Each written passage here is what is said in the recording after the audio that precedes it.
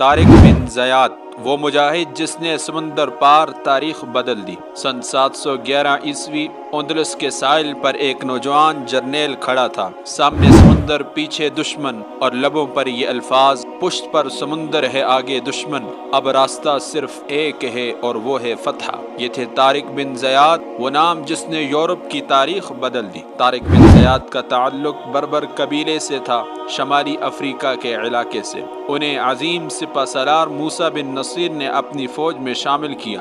ذہانت، بہادری اور ایمان کی قوت نے جلد ہی طارق بن زیاد کو ایک نمایاں مقام دیا۔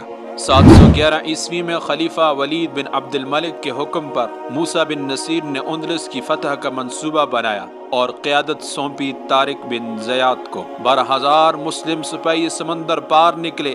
جب وہ اسپین کے ساحل پر پہنچے، طارق نے ایک تاریخی قدم اٹھایا، جہاز جلا دیے، پھر کہا: اب واپسی کا کوئی راستہ نہیں، یا تو فتح یا شہادت۔ یہ جملہ تاریخ میں ہمیشہ کے لیے نقش ہو گیا۔ اندلس کے بادشاہ کی 1,00,000 فوج کے مقابل طارق بن زیاد کے صرف 12,000 جان باز کھڑے تھے، لیکن ایمان اور حوصلے نے تعداد کو شکست دے دی۔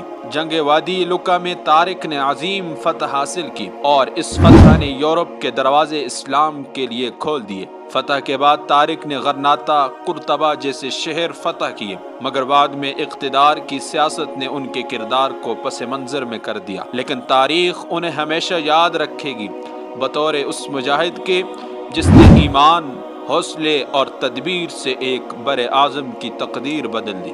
آج بھی اسپین میں جبل الطارق اسی بہادر سپاہی کے نام سے جانا جاتا ہے۔ طارق بن زیاد، ایک نام، ایک داستان، ایک عزم جو آج بھی امت کو جرأت کا پیغام دیتا ہے۔